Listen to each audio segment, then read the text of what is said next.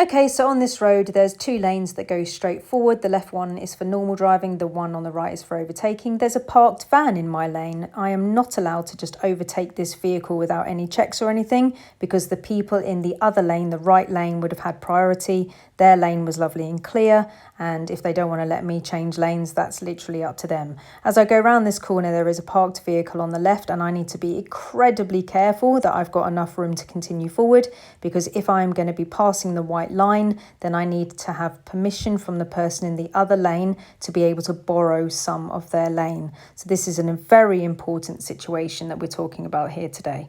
So if you've been following me for a while, I'll call this the vampire rule. We're the vampire, the other people are the normal people, and we're trying to get into their house. We are not allowed to go into their lane unless we have permission. So if we're driving down the road and there's some kind of obstruction on our side, and it can be anything, in these situations, of course, they're parked vehicles, but it could be a piece of tree that's fallen down. It could be a bin that's been blown into the road. It could be a car door that's opened. It can be anything on the left.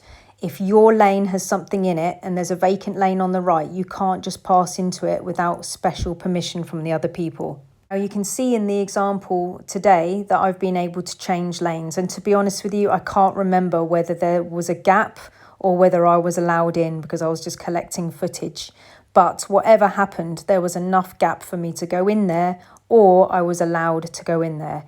If it was an allowed situation, I would have gone mirrors, signal, and then I would have been waiting to have permission from the person in the other lane. By checking my mirrors, I would have had to have looked at his behaviour.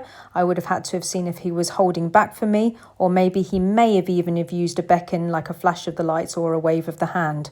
Now, as a learner, we can't give a beckon, we can't flash people or wave our hands, but we are certainly allowed to take them if we believe strongly that they are for us.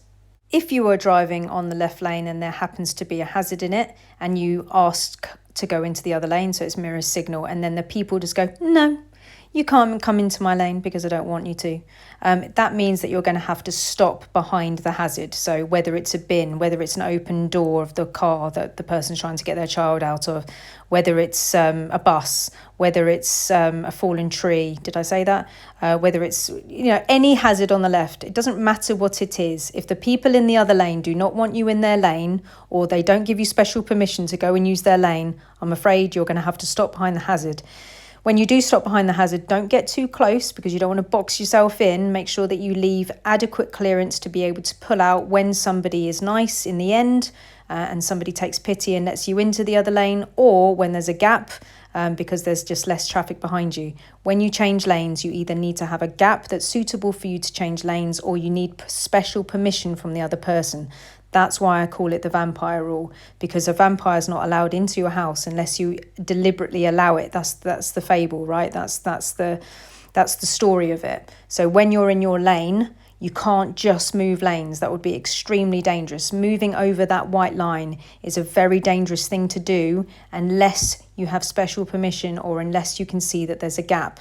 Changing lanes is probably the most dangerous thing that you can do, because you need to interact with other traffic, you need permission, and you need allowance, and you're basically dealing with human behaviour as well, like whether they want to let you in and into there or not, whether they've had a bad day and they can't be bothered, or whether they passed their test yesterday and they just don't know how to cope with that. Whatever the reason, you need to have special permission.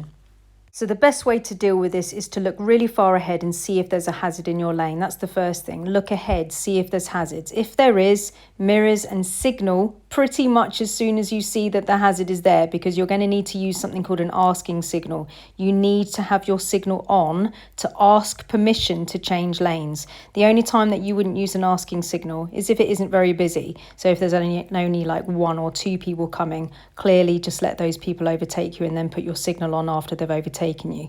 But if it's really busy, as soon as you see that hazard in your lane, you need to go mirrors and signal and get that signal on. Make sure that that amber light is ticking away because you're basically wanting somebody to see it. You're basically wanting to affect their behaviour. You're basically asking them, please, can I come into your lane, please, because I've got like a stopped vehicle in this lane. You know, in this case, this van, he's actually parked on a bus stop, which is obviously illegal anyway. You know, how can you plan that? So as you're going down the road, you know, once you see that hazard, whatever it is, and it's busy, get that asking signal on. And then if 4 or 5 people are going to be like, no, don't want you in my lane, then obviously as you're travelling up, more people can see that amber light, and then you might have more time for people to see it and react and let you into the lane. If you do it really late, then you may end up like being really close to the vehicle and no one's really known that you wanted to change lanes, and then you'll have to stop behind the vehicle. Yeah, and that's just annoying for you. Your journey is going to become a lot longer. So as soon as you see that, just if it's busy, get that signal on as soon as possible, and then see how people act around you. If they don't want to let you go, I'm afraid, like I say, you're going to have to stop and leave yourself distance and look for a gap, or look for somebody to be eventually kind to you to let you go. Guys, I really hope that helps you. Always return back to the left lane after you've finished overtaking whatever it is, even if it's a bunch of roadworks or something like that. Whatever it is that's pushed you out to the overtaking lane, always return back to the left when it's safe and convenient to do so, and return to a normal driving position, which is near the curb. All right, guys, I really hope this information helps you today, and I'll see you on the next one.